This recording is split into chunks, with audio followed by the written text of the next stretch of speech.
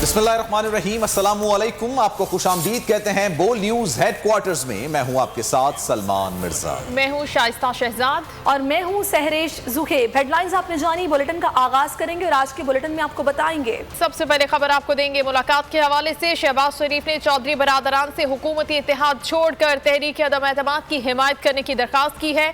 कहा हुकूमत से शिकायतें छोड़ें और बड़ा फैसला करें। चौधरी बरादरान ने हाँ या ना का जवाब नहीं दिया बल्कि मुशावरत के लिए वक्त मांगा।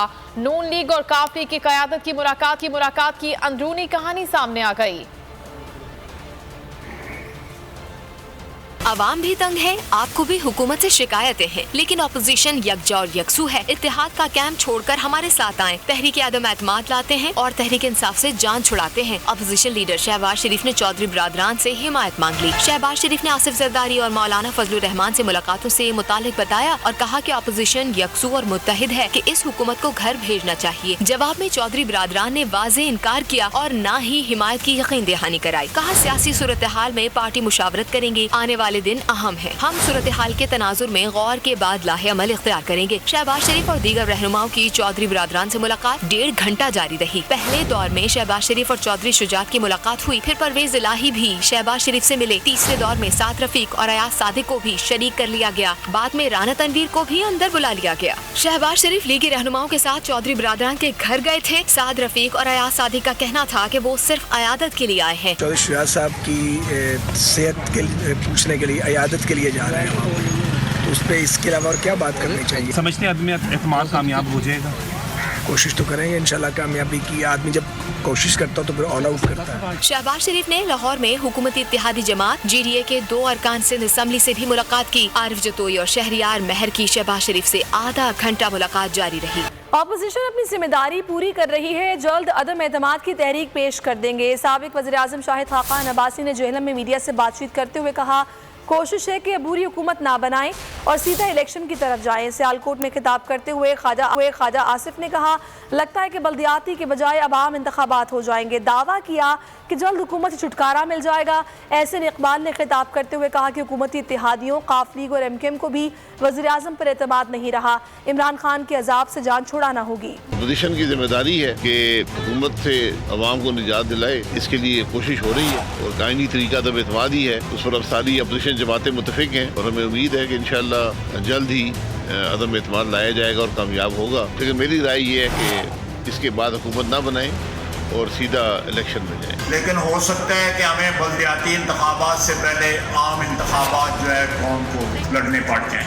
लेकिन पाकिस्तान की एजेंसियां जो है, पाकिस्तान की अदालतें जो है, उन्होंने किस शख्स को सादिक और अमीन करार दिया? इंशाअल्लाह ताला जो बर्बादी जो हुई है पिछले 3.5 साल में, इस बर्बादी की मरम्मत करते हुए, इस तारीख दौर से निकलते हुए टाइम जरूर लगेगा। आज इमरान खान पाकिस्तान में जो नफरत के बीज बो रहा है, जो इंतशार पैदा कर रहा है, वो पाकिस्तान को इन बहरानों से निकालने का रास्ता नहीं है, वो पाकिस्तान को कमजोर करके तबाह करने का रास्ता है। मौलाना फजलुर रहमान कहते हैं एम्पायर वही होता है जो न्यूट्रल हो, हुकूमत को गैर आईनी तरीके से ख़त्म नहीं करेंगे। इशारे मिल रहे हैं कि इमरान खान का खेल ख़त्म हो चुका। मुल्तान ने मीडिया से बातचीत करते हुए कहा कि पीपल्स पार्टी भी तहरीक अदम एतमाद लाना चाहती है, जल्द हुकूमत के खिलाफ नंबर्स पूरे कर लेंगे। बोले PDM जमातों का जिरगा तश्कील दे रहे हैं जो अदम एतमाद के लिए काम करेगा। आपको बताएं कि मौलाना फजलुर रहमान कहना है कि अंपायर वही होता है जो न्यूट्रल हो, हुकूमत को गैर आईनी तरीके से ख़त्म नहीं करेंगे। इशारे मिल रहे हैं कि इमरान खान का खेल ख़त्म हो चुका। इस नाजायज़ हुकूमत के खिलाफ अदम एतमाद लाई जाएगी। हम फौरी तौर पर एक जरगा तश्कील दे रहे हैं जो तमाम पार्टियों के नुमाइंदों, जो PDM की शरीक जमातें हैं, उनके नुमाइंदों पर मुश्तमिल होगा, ताकि PTI के जो हलीफ जमातें हैं या इत्तेहादी हैं, उन जमातों से कहा जाए कि अब कौम पर रहम करें। सारी चीज़ें अभी जुज़ियात जो हैं वो बाकी हैं, उन जुज़ियात को भी तय किया जाएगा क्योंकि हमने होमवर्क करना है उसके लिए, तो फिर जल्दबाजी भी नहीं करनी हमने, और इंशाल्लाह हम जल्द ही वोट पूरा कर लेंगे। गैर आईनी तब्दीलियों को कौम कबूल नहीं करेगी। जब एक वोट के ज़रिए से, लेकिन चोरी करके नाजायज़ हुकूमत को हम कबूल नहीं कर रहे हैं, तो जाहिर है کہ پھر آئین کو سمیٹنا، سسٹم کو سمیٹنا اور اس کو دفن کرنا، اس کی اجازت کیسے دے سکیں گے؟ امپائر ہوتا ہی وہی ہے جو نیوٹرل ہو جی، جو نیوٹرل نہیں ہوگا وہ امپائر کب ہے؟ انہوں نے اشارہ دے دیا ہے کہ ہمارا کھیل ختم ہو چکا ہے، اور ہم نے عدم اعتماد کی بات کر کے اشارہ دے دیا ہے کہ نیا کھیل شروع ہونے والا ہے۔ پی ٹی آئی کی سیکریٹری اسد عمر نے شہباز شریف کی ملاقاتوں کو لوٹی ہوئی دولت بچانے کا مشن قرار دے دیا، کہا اپوزیشن کی باتوں کو سنجیدہ نہ لیا جائے، عدم اعتماد کا ڈرامہ فلاپ ہو جائے گا کیونکہ انہیں خود پر بھی اعتماد نہیں ہے۔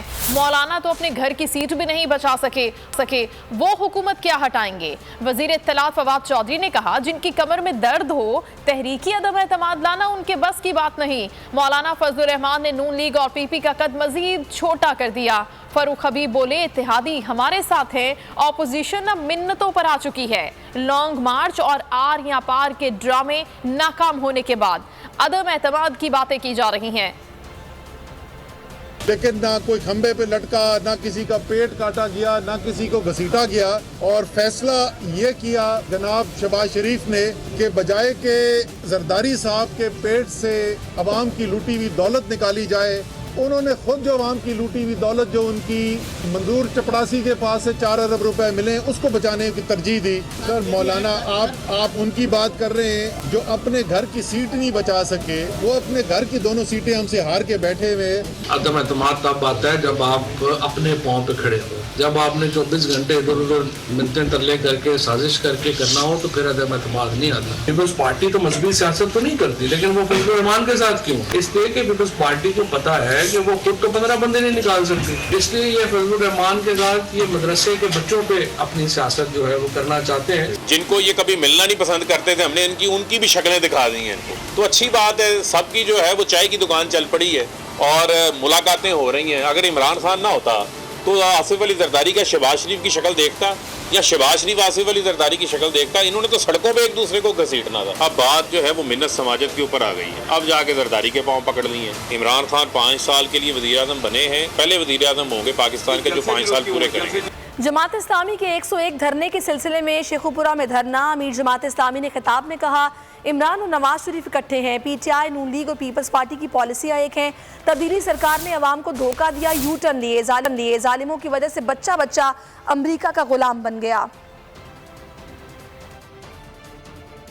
3.5 سالوں میں بے شمار یو ٹرن لیے ہیں، لیکن انہوں نے 3.5 سالوں میں ایک بھی رائٹ ٹرن نہیں لیا عوام کے لیے۔